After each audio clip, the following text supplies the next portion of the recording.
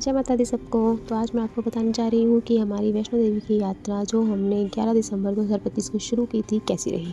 तो 11 दिसंबर को सबसे पहले हम लोगों ने कैब ली और फिर हम पहुँचे न्यू दिल्ली स्टेशन। हमारी वहाँ से ट्रेन बुक थी जम्मू राजधानी, जो कि 8:40 की थी। जब हम स्टेशन पहुँचे तो वहाँ पर ट्रेन नहीं लगी थी अभी तक, तो हमने वहाँ पर थोड़ा सा इंतज़ार किया। उसके बाद हमने ट्रेन में बैठकर सबने मिलकर जो डिनर प्रिपेयर किया था वो हम सब लोगों ने खाया और फिर खूब मस्ती करी और फिर हम लोग रात को थोड़ी देर के लिए सो गए और ये अपने पूरी टाइम के अकॉर्डिंग सुबह 5 बजे जम्मू स्टेशन पे लग गई थी। वहाँ से हमारी इनोवा बुक थी जो हमें कटरा तक ले गई। कटरा में हम लोगों ने पूरे 7 बजे कटरा में पहुँच गए। वहाँ पे हम लोग निहारिका भवन में गए। निहारिका भवन में हमने रूम्स लिए और वहीं पे हम लोग फ्रेशन अप हुए और फ्रेशन अप होकर निहारिका भवन से यात्रा पर्ची कटवाते हुए हम लोग भवन की ओर चल पड़े। भवन की ओर चलने पे कुछ लोगों को पैदल जाना था, कुछ लोगों को घोड़ों पर जाना था और कुछ लोगों को जैसे भी जिनकी यात्रा थी वैसे वैसे कर ली। उसके बाद हम लोगों ने मैंने अपने बेटे के लिए तो प्रैम लिया और मैंने उसे प्रैम में बिठाकर खुद पैदल यात्रा की अर्धकुंवारी तक। लेकिन मैं आपको बता रही हूँ अर्धकुंवारी तक ही मैं बहुत ही ज़्यादा थक गई थी।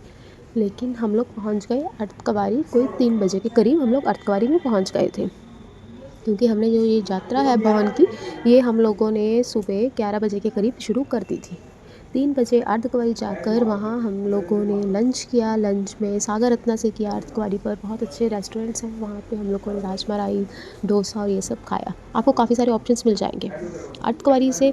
उसके बाद हमने अर्धकुंवारी से टोकन भी लिया, क्योंकि वहाँ पे इजीली आपकी टर्न नहीं आती, तो आप टोकन ले सकते हो या फिर आपके पास एक और ऑप्शन है आजकल, आप 500 रुपये की अर्धकुंवारी की आरती के लिए बुकिंग करवा सकते हैं ऑनलाइन और वहाँ पे आपको गर्भजन के दर्शन भी हो जाएंगे। तो हम लोगों ने अर्धकुंवारी से टोकन लिया और फिर हम ऊपर भवन के लिए प्रस्थान कर लिए। भवन के लिए हम लोगों ने बैटरी रिक्शा चुना, क्योंकि ऊपर जाने के लिए हमें सबसे सही वही लगते हैं और वहीं से करवा सकते हैं।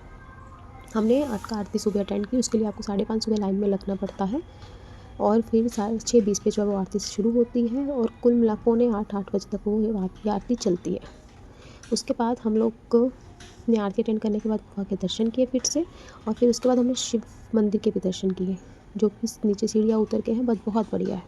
उसके बाद हम लोगों ने अपना जो हमारा सामान था वो सब दोबारा से एकदम पैक किया और अपने अपने जो हमारे बैग पैक थे वो लिए और हम लोग नाश्ते के लिए चल गए। और क्योंकि उसके बाद हमें भैरव घाटी जाना था। नाश्ता हम लोगों ने फिर से सागर रत्ना में ही किया। उसके बाद हमारी रोपवे की टिकट्स बुक की और रोपवे की टिकट्स भी ऑनलाइन बुक करवा के ही चलिए, वहाँ लाइन में मत खड़े होइएगा, बहुत टाइम लग जाएगा। फिर हम लोगों ने जब वहाँ पे रोपवे की टिकट से हम ऊपर गए भैरव घाटी पे, वहाँ का नज़ारा भी बहुत बढ़िया था, बहुत अच्छे दर्शन हुए, एकदम बढ़िया दर्शन हुए। फिर हम लोगों ने वहाँ से थोड़ी सी फ़ोटोग्राफी की, सीनरी बहुत अच्छी थी, दर्शन भी अच्छे हो गए। फिर हम लोगों ने वहाँ से वापसी की भी रोपवे की टिकट साथ ही बुक होती है। फिर हम लोग नीचे आए, वहाँ से हम लोगों ने बैटरी करवानी थी जो कि 1:30 बजे की थी, लेकिन हमने बैटरी तो करवा ली थी ऑनलाइन, लेकिन उसके बाद जो हमें वो जो बैटरी थी जो 1:30 बजे आने वाली थी वो 3 बजे आई।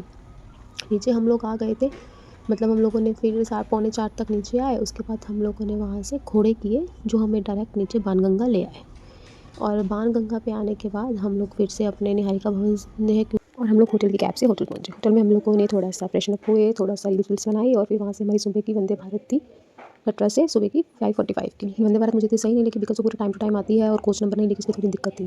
और फिर उसके बाद हम लोगों की ट्रेन थोड़ी लेट भी थी, सो हम 3 बजे पहुँचे। उसके बाद सब ने स्टेशन पे आए और अपने घर को प्रस्थान किया। जय माता दी।